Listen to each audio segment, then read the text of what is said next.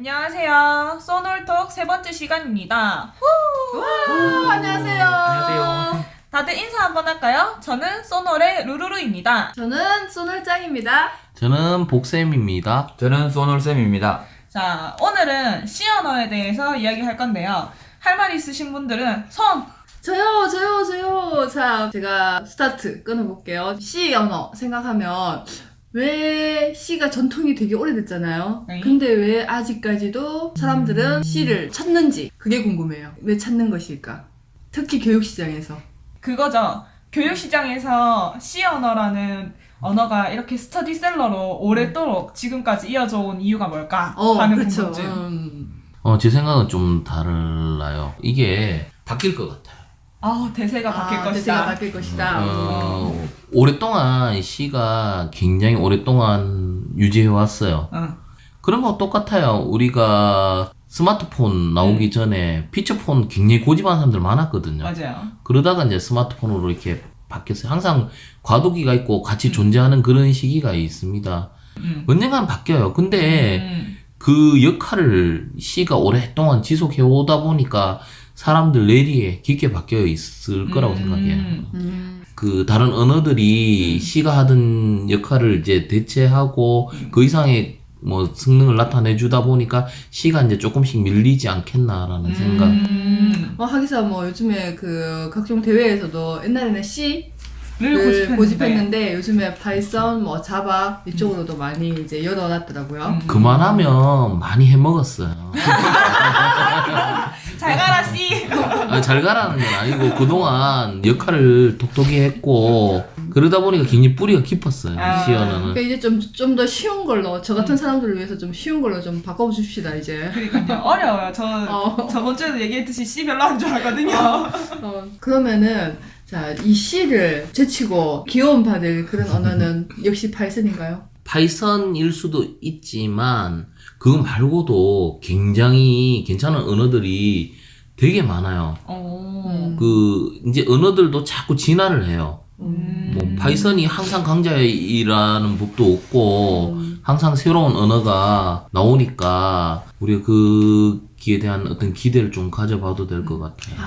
저는 이제 어떻게 생각하냐면 기존 인기가 많았던 이유가 C 언어는 다른 언어를 배울 수 있는 이제 기본기를 가르쳐주는 언어인 것 같습니다. 그래서 인기가 계속 많았고 또 포인터 때문에 포인터를 배우면 이제 메모리 동작 원리나 컴퓨터의 동작 원리를 좀 이해할 수 있고 자료 구조나 알고리즘 공부하는 데 있어서 적절하기 때문에 그래서 이제 인기가 많았던 것 같아요. 그렇구나.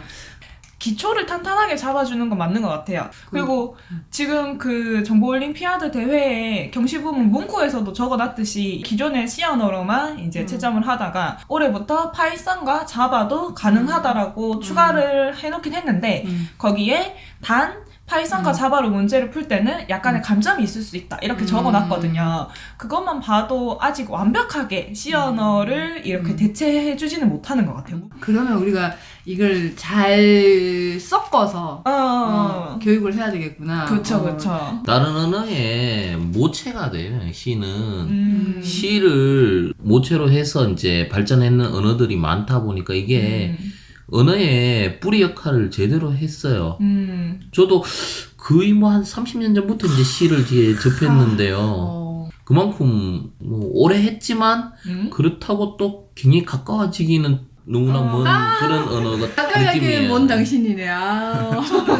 정말 신기한 게 제가 이제 자바를 제일 먼저 배웠거든요. 자바 언어를 제일 먼저 배우고 그 다음에 C를 배우고 그 다음에 파이썬을 배웠단 말이죠. 어떻게 보면 자바도 C만큼 어려워요. 근데 자바는 약간 친근감이 드는데 이 친구는 영 친근감이 안 든단 말이죠. 이유를 모르겠어요. 그 부분은. 그거는 왜냐하면 라이브러리 개념이죠. 처음부터 끝까지 다 만들어야 돼요. 하지만 자바나 파이썬 같은 경우는 라이브러리가 있어가 웬만한 건 다 끌어다 쓰면 웬만큼 다 만들어지거든요. C는 밑바닥부터 해야 되는 그런 느낌 때문에 좀 친숙해지기가 힘들 거라고 그런 생각해요. 거구나. 맞아요. 보니까 제가 기억해보면 1학년 입학했을 때 선배가 했는 말이 네. 야, 니 C만 잘하면 밥 먹고 사는데 지장 없다고 이런 말 한 게 있었거든요. 그만큼 C가 이제 어렵고 그래서 그런 것 같아요. C는 C는 지금 장단점이 골고루 나오는 것 같아요. 장점과 단점이 그만큼 되게 명확한 친구인 것 같은데 교육 시장에서 그러면 C를 어려워하는 친구들이 참 많을 거란 말이죠. 저처럼. 그래도 C를 안 할 수는 없으니까 이 C에서 좀 친근감을 느끼려면 우리가 어떤 노력을 해볼 수 있을까요? 어떤 노력, C의 어떤 장점을 한번 생각해 보면 되는데요. 제 같은 경우는 파이썬으로도 짜고 C로 짜고 자바로 짜고 이렇게 자꾸 비교를 해보는데요. 굉장히 복잡한 알고리즘 같은 경우는 C로 짜면 월등히 빠른 결과를 나타내 주거든요. 먼저 다른 언어에 대한 이해가 있다면 또 이제 시간이 좀 된다면 C로 한번 짜보고 이렇게 비교도 해보면 언어에 대한 이해가 굉장히 넓어질 것 같습니다. 그럴 것 같아요. 맞아. 그러면 C 언어에 대한 얘기는 여기까지 하고 다음 시간에 어떤 거를 한번 다뤄볼까요? 아두이노나 자바 둘 중에 한번 이야기를 해봤으면 좋겠어요.